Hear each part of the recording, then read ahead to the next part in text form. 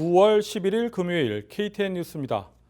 오늘 첫 소식은 9.11 추모식 소식입니다. 9.11 테러 19주기 추모식이 오늘 오전 뉴욕과 펜실베니아주 쉔크스빌 그리고 국방부 등에서 각각 열렸습니다. 코로나19로 인해 9.11 추모 방식도 변화를 보였습니다. 오늘 오전 뉴욕 로어 맨하탄 그라운드 제로에서 진행된 공식 추모식은 유족들이 돌아가며 가족의 이름을 부르고 애도하던 전통을 깨고 미리 녹음한 음성을 틀어 희생자의 이름만 호명했습니다. 추모식에 참석한 조 바이든 민주당 대선 후보와 마이크 펜스 부통령도 팔꿈치 인사만 나눴습니다. 한편 트럼프 대통령은 펜실베니아주 쉔크스빌에서 열린 추모식에 참석했습니다.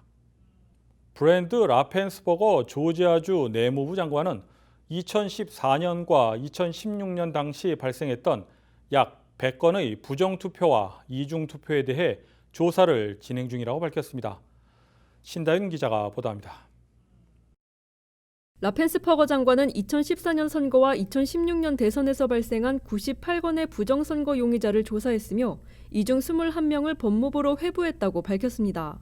조사에 따르면 푸트남 카운티에서 1명, 머레이 카운티에서 1명이 2016년 11월 총선 당시 2차례 투표를 한 것으로 알려졌습니다. 라펜스버거 장관은 이 두 유권자들이 고의로 오류나 투표소 직원의 실수를 이용해 두 번째 투표를 실시했다고 말했습니다. 두 사건 모두 주 선거관리위원회가 법무장관실에 회부했습니다. 트윅스 카운티에서는 2016년 5월 예비선거 당시 한 사람이 중범죄자인 자녀 2명을 투표에 등록하고 이들을 대신해 부재자 투표를 요청해 자신이 직접 부재자 투표를 작성해 제출했다고 밝혔습니다.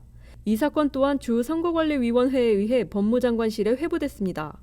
라펜스버거 장관은 투표의 진실성을 보호하는 것이 조지아의 최고 선거관리위원으로서 최우선 과제라며 부정선거는 규칙을 따르는 유권자들의 힘을 희석시키고 한 사람 한 표라는 근본적인 민주주의 사상을 훼손합니다.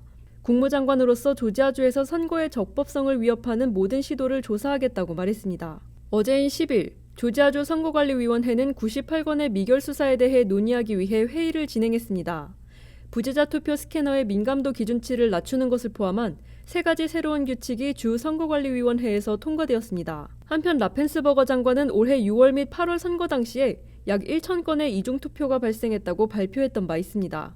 KTN 뉴스 신다연입니다.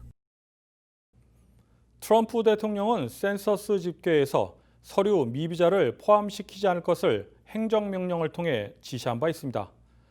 연방 하원 의석수를 결정하는 데 센서스 조사 집계를 사용하기 때문입니다. 뉴욕의 연방법원이 해당 결정에 제동을 걸었습니다. 김용성 기자가 보도합니다.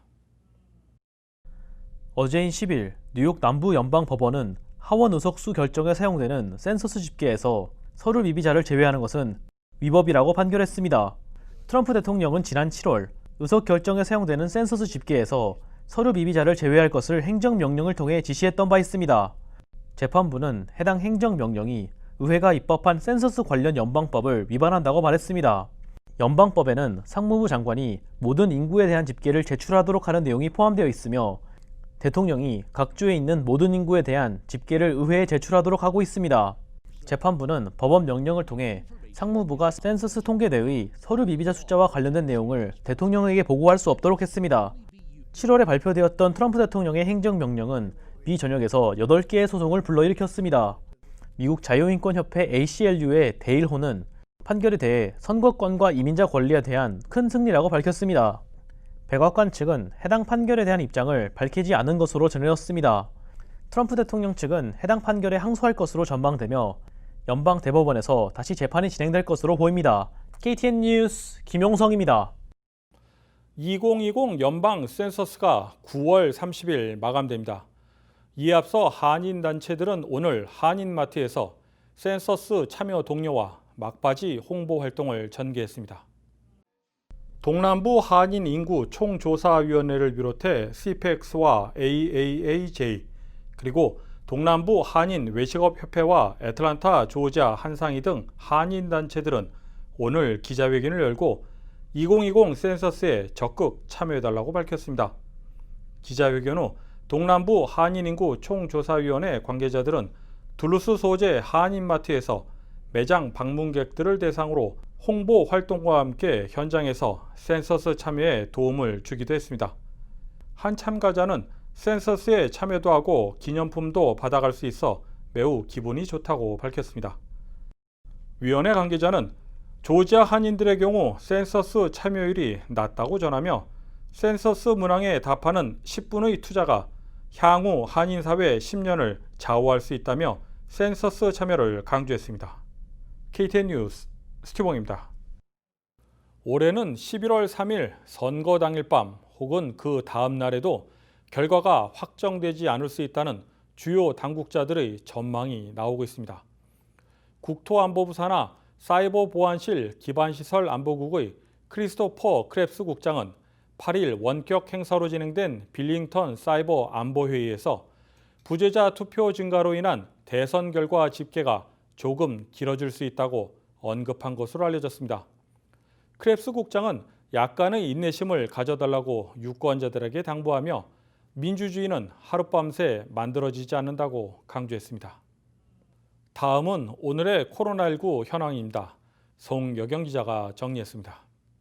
오늘인 11일 오후 3시 16분 기준 미국 내 코로나19 누적 확진 환자는 661만 1,648명, 누적 사망자는 19만 6,853명입니다. 어제 하루 동안 신규 확진 환자는 3만 8,808명 늘었고 신규 사망자는 1,089명 증가했습니다. 주별 누적 확진 환자는 캘리포니아, 텍사스, 플로리다, 뉴욕, 조지아주 순으로 많습니다. 주별 누적 사망자는 뉴욕, 뉴저지, 텍사스, 캘리포니아, 플로리다 순으로 많습니다. 다음은 조지아주 코로나19 현황입니다. 주 보건당국의 11일 오후 2시 50분 집계에 따르면 조지아주의 누적 확진 환자는 29만 781명, 누적 사망자는 6,246명으로 집계됐습니다. 어제 하루 동안 신규 확진 환자는 1,863명 증가했고 신규 사망자는 46명 증가했습니다. 다음은 카운티별 집계입니다. 풀턴 카운티 누적 확진 환자 26,022명, 누적 사망자는 551명입니다. 기내 카운티 누적 확진 환자 25,611명, 누적 사망자는 369명입니다. 카 카운티 누적 확진 환자 18,255명, 누적 사망자는 409명입니다. KTN 뉴스 송여경입니다. 19년 전 9.11 테러 피해 현장에서 한 명이라도 더 구하고자 불타는 건물 속으로 들어갔던 수많은 구조대원들의 희생을 기억하는 오늘 하루가 되었으면 좋겠습니다. 이상으로 9월 11일 KTN 뉴스를 모두 마칩니다. 이번 한 주간도 수고하셨습니다. 시청해주신 여러분 고맙습니다.